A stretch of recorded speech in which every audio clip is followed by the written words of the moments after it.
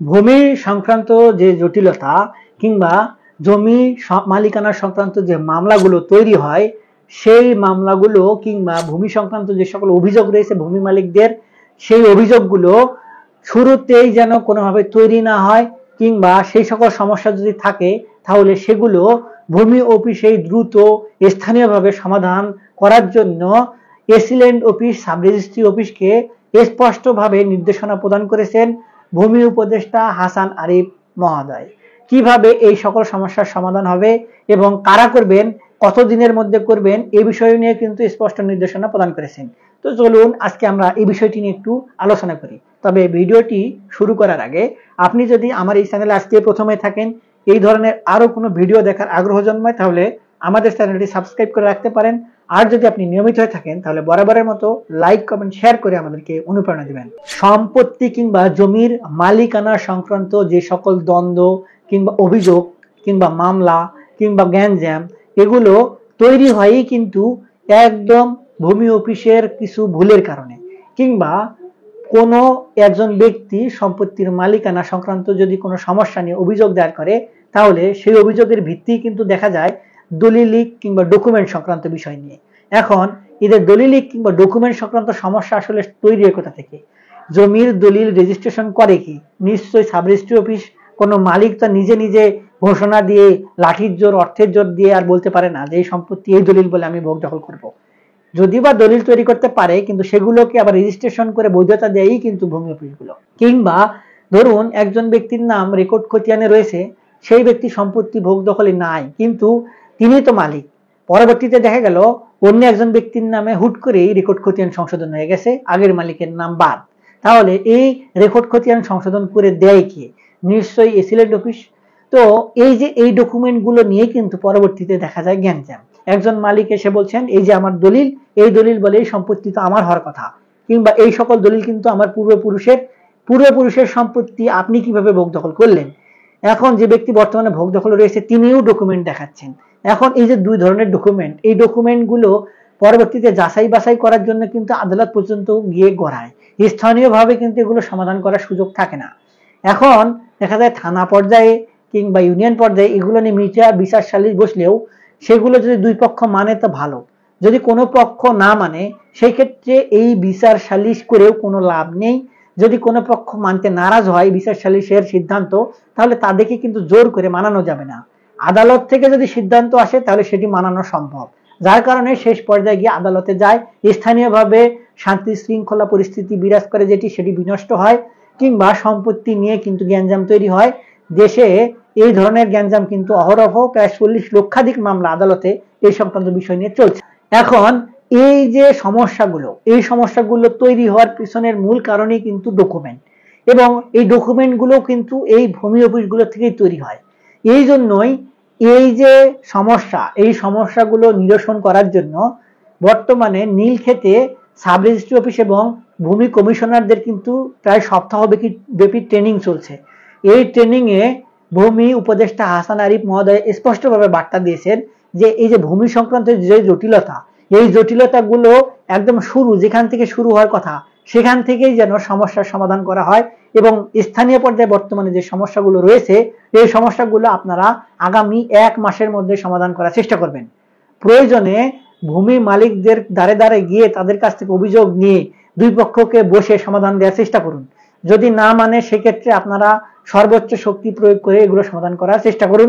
এবং দেখা যায় যে সম্পত্তির অনুকূলে যদি কোনো দলিল থাকে, সেই দলিল বলে যদি কোনো ব্যক্তি সম্পত্তি ক্রয় বিক্রয় করতে যেয়ে পরবর্তীতে যখন নতুন একটি হস্তান্তরযোগ্য দলিল তৈরি করে সাব রেজিস্ট্রি অফিসে যায় রেজিস্ট্রেশন করার জন্য, তখন কিন্তু অনেক ক্ষেত্রে সাব রেজিস্ট্রার অফিসরা নিরুপায়।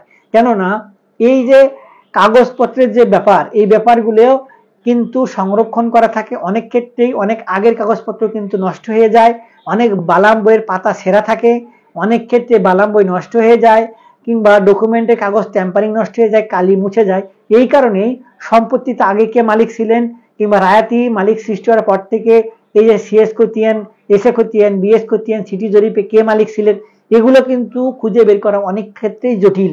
যার কারণেই দেখা যায় যে দুই একজন সাক্ষী নিয়ে আসলেই আবার তারপরে মালিক এসে যদি নিজে সাক্ষী দেয় এই সম্পত্তি আমার, সাক্ষীরা সাক্ষী দিল হ্যাঁ ওনার সম্পত্তি, ও অন্য একজন ব্যক্তি বলে আমি ক্রয় করতে চাই, অর্থ লেনাদেনা হয়েছে, সকল শর্ত হয়েছে, এই যে দলিল সম্পত্তি কিন্তু রেজিস্ট্রেশন করে দেওয়া হয়।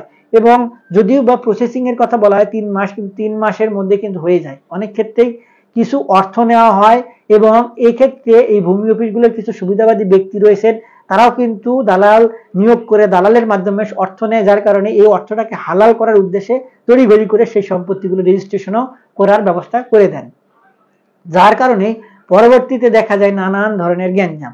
এবং এই একই বিষয় কিন্তু আবার এসিল্যান্ড অফিসেও হয়ে থাকে। দেখা যাচ্ছে যে অনেক আগের সিএস খতিয়ান এখন কিভাবে সংরক্ষণ করব, কিভাবে সংরক্ষণ করা যাবে, আসলেই কিন্তু এগুলো সংরক্ষণও করা যায় না। অনেক আগের কালি, 30-40 বছর আগের কলমে লেখা কালি, সেগুলো কি এখন অস্তিত্ব থাকে? যার কারণে এই বিষয়গুলো কিন্তু অতি সহজেই সমাধান করা যায় না, কিংবা এগুলো আর পরবর্তীতে দেখা যায় যে এগুলো নিয়ে আর কোনো ঘাটাঘাটি করে আসল মালিককে কার নামে রেকর্ড খতিয়ান ছিল এগুলো চেষ্টা করার কিন্তু সুযোগ খুবই কম। যার কারণে অনেক ভূমি মালিক কিন্তু এই সুযোগটি নেয়, অনেক ভুয়া মালিক এই সুযোগটি নিয়ে সম্পত্তির নিজের নামে নামজারি খারিজ করে ফেলে। এই যে একটি ঘটনা, এগুলো ঘটার পরে পরবর্তীতে দেখা যায় যে যে সকল স্থানীয় পর্যায়ে মালিক রয়েছে তাদের কাছে হুট করে একটি জমির ডকুমেন্ট উঠে আসে, কিংবা একটি রেকর্ডে খতিয়ান বের হয়ে আসে। এই যে রেকর্ড খতিয়ান কিংবা দলিল বের হয়ে আসে, তখনই কিন্তু গ্যাঞ্জামটা দেখা দেয়। দেখা যায় যে সম্পত্তির নামে তার পিতার কিংবা পূর্বপুরুষের নাম রয়েছে, দলিলের নাম রয়েছে, তিনি ওই দলিলটি নিয়ে এসে ভূমি মালিককে বলেন যে এই সকল সম্পত্তির অনুকূলে আমার পূর্বপুরুষের নাম, আপনি কিভাবে সম্পত্তি ভোগ দখল পাইলেন এটি আমাকে বুঝান, কিংবা আপনার ডকুমেন্ট থাকলে সেগুলো দেখান। ডকুমেন্ট যখন দেখায় তখন দেখা যায় যে সেই ডকুমেন্ট আর আগের মালিকের ডকুমেন্টের মধ্যে বিস্তর ফারাক, কোনো ধরনের মিল নেই, সমস্যায় জর্জরিত। এখন যখন আগের মালিক বলে তাহলে এই সম্পত্তি আপনাকে ছেড়ে দিতে হবে, যারা ভোগ দখলে রয়েছেন তারা ভোগ দখল ছাড়তে চান না, কিংবা যারা ভোগ দখলে যাওয়ার জন্য চেষ্টা চালাচ্ছেন তারাও নাছরবান্দা, যার কারণে পরবর্তীতে স্থানীয়ভাবে গ্যাঞ্জাম হয়, পরবর্তীতে সেই গ্যাঞ্জাম আদালত পর্যন্ত গিয়ে গড়ায়।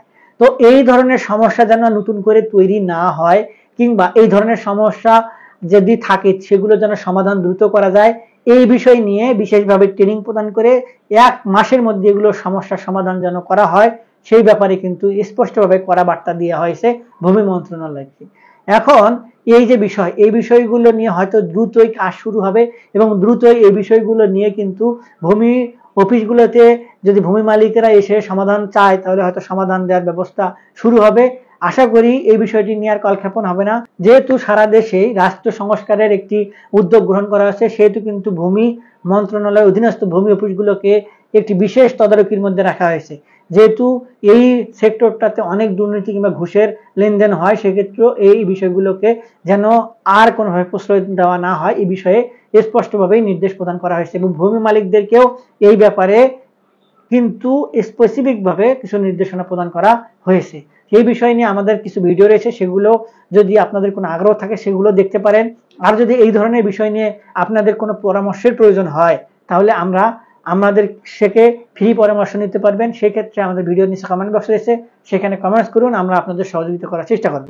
আজকে এ পর্যন্তই, দেখা হবে সামনে নতুন কোনো ভিডিওতে। ততদিন পর্যন্ত ভালো থাকবেন, ধন্যবাদ।